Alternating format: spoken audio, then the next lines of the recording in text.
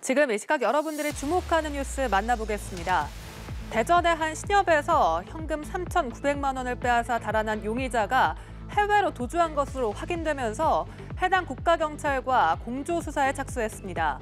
대전 지역 조직폭력배 출신으로 알려진 A씨는 수년 전부터 동남아 국가를 들락거리며 10억 원 상당의 도박빚을 진 것으로 파악됐는데요.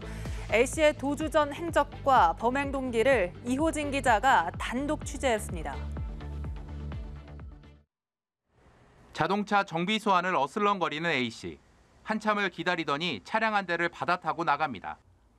지난 18일 대전 서구 관저동 한 신협에 들어가 소화기 분말을 뿌리며 직원을 위협해 3,900만 원을 빼앗아 달아난 강도입니다.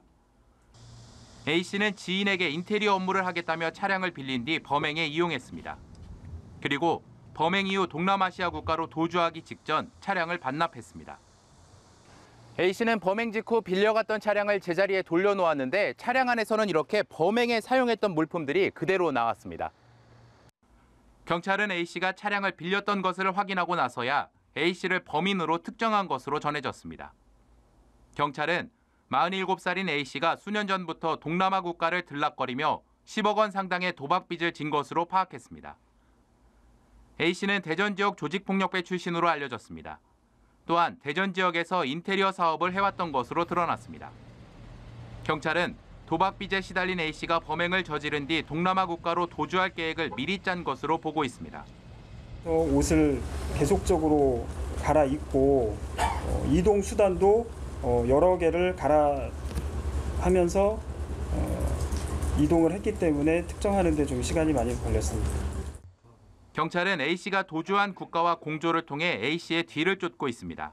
또한 가족 등 조력자가 있을 것으로 보고 수사를 이어나가고 있습니다.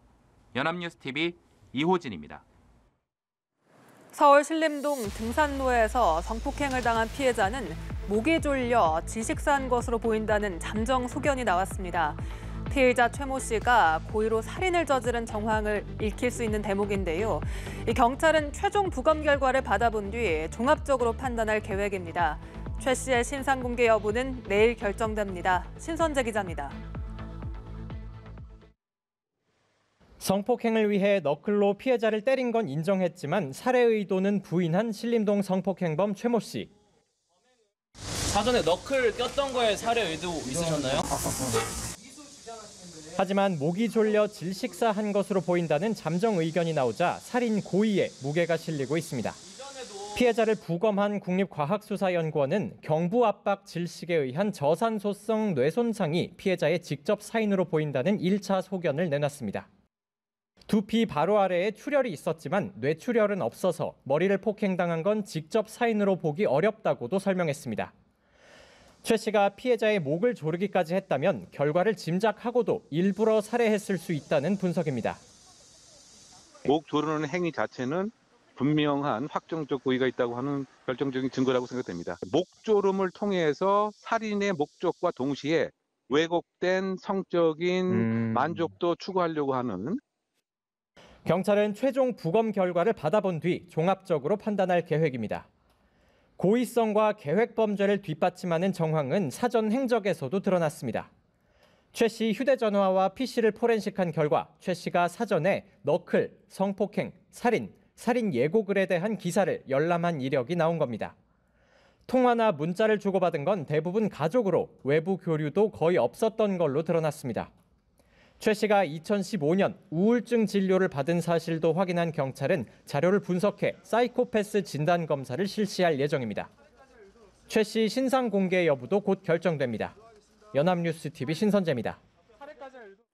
고금리로 인해 좀 줄어드는 듯하던 가계빚이 3분기 만에 다시 늘어났습니다. 집값 회복 기대감에 주택담보대출이 급증한 데다 빚으로 주식을 투자하는 비투까지 늘어난 탓인데요. 문제는 가계빚 증가가 3분기에도 이어질 것이란 점입니다.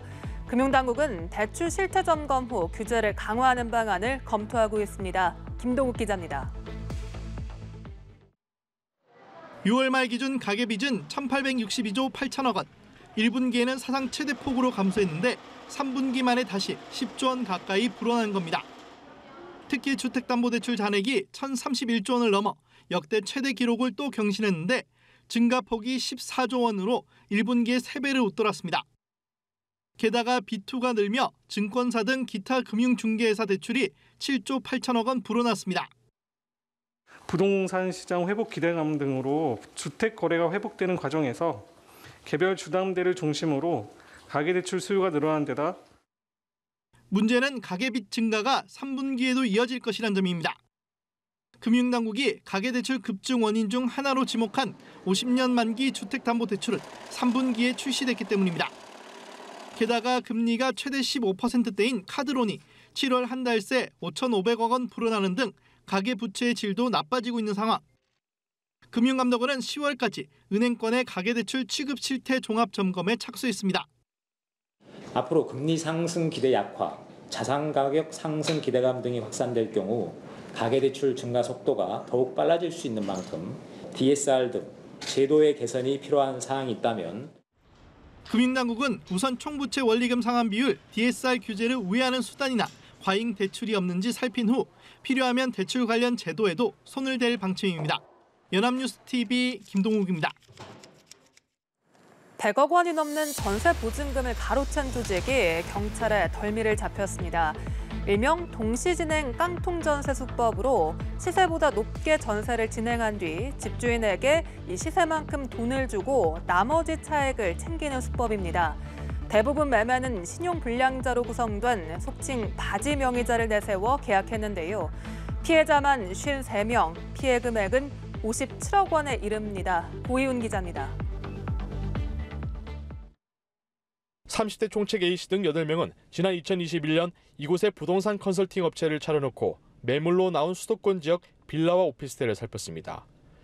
집주인을 찾아가 매매를 성사시켜주겠다며 시세보다 더 높게 전세 계약을 체결할 것을 조건으로 달았습니다.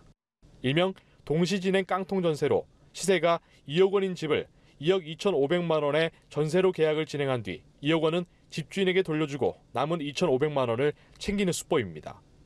최대 1억 원 상당의 리베이트를 챙기기도 했는데 대부분 매매는 신용불량자로 구성된 속칭 바지 명의자를 내세워 계약했습니다.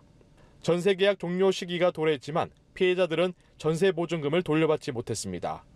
피해자만 53명, 피해 금액은 57억 원에 이릅니다. 전세 보증보험에 가입한 피해자는 구제받을 수 있었지만 그렇지 못한 이들은 살 길이 막막합니다.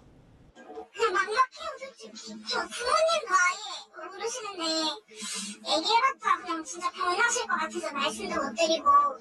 근데 이제 사기당했다고 그러면 주변에는 다 잘 알아보지 이러는데 안 알아보고 집 들어가는 사람이 어디 있겠어요? 한두 푼짜리가 아니고. 부산경찰청 강력범죄수사대는 또 이와 별개로 금융기관에 가짜 서류를 제출하고 허위로 전세대출금 57억 원을 받아 챙긴 조직원 19명 등 65명도 검거했습니다. 앞으로도 이런 범죄가 계속 터지지 않는다는 보장이 없습니다. 그래서 이제 하루빨리 이제 다른 이유로 터지기 전에 우리가 먼저 더 빨리 캐치를 해서 조금이라도 빨리 나쁜 사람들 이제 처벌받게 하고. 따라서 전세나 임대차 계약을 하기 전에는 주변 시세를 꼼꼼하게 확인할 필요가 있고 금융기관의 경우 대출 서류만 확인할 것이 아니라 현장 시세를 반드시 해야 한다고 경찰은 조언합니다. 연합뉴스TV 고희훈입니다. 2급이던 코로나19의 감염병 등급을 4급으로 내리는 조치를 앞두고 방역당국이 변이 바이러스 등장에 긴장하고 있습니다. 피롤라라는 별명이 붙은 이 바이러스, 기존 BA2보다 면역 체계를 더 잘 뚫는데요. 해외 등에서 감염 사례가 속속 나오면서 국내 유입 가능성도 있습니다. 당국은 가을철 유행에 대비해 고위험군을 중심으로 백신 접종 권고에 나섰습니다. 최덕재 기자입니다. 세계보건기구 WHO가 감시 대상에 추가한 BA286은 오미크론 변이종인 BA2의 하위 변이로 분류됩니다. 피롤라라는 별명이 붙은 이 바이러스는 감염력을 보여주는 스파이크 단백질의 돌연변이 수가 기존 BA2보다 30여 개 많아 면역 체계를 더 잘 뚫습니다. 이스라엘에 이어 덴마크, 미국, 영국 등에서 감염 사례가 나왔는데 해외여행이 자유로워진 만큼 국내 유입 가능성을 배제할 수 없습니다. 에리스라고도 불리는 EG5의 변이 바이러스는 국내에서 우세종이 될 가능성이 점쳐집니다. 이미 8월 둘째 주에 첫째 주보다 3.8%포인트 오른 20.3%의 검출률을 기록했습니다. 다만 방역당국은 코로나19 감염병 등급을 2급에서 4급으로 하향 조정하는 데 영향은 없다고 설명합니다. 남은 방역 조치를 완화하는 게 향후 유행 규모나 치명률에 미칠 영향력이 크지 않다는 이유에서입니다. 8월 3주차 주간 일평균 코로나 신규 확진자 수는 4만 1,000여 명으로 한 주 전보다 16.4% 줄어 방역당국은 확진 규모가 관리 가능한 범위에 있는 것으로 보고 있습니다. 다만 전문가들은 고령층과 기저질환자 등 고위험군의 백신 추가 접종을 권고합니다. 백신 맞은 고령자들 또한 항체가가 떨어져서 면역 감소 때문에 또 방어를 못합니다. 변이로 바뀌어가지고 전염력이 빨라진 변이 바이러스가 감염되면 호흡기뿐만 아니라 전신에 합병증이 있다든지 고위험군 여부를 떠나 사람이 많고 밀폐된 곳에서의 마스크 착용 등 가을 유행 예방을 위한 노력이 필요한 때입니다. 연합뉴스 TV 최덕재입니다.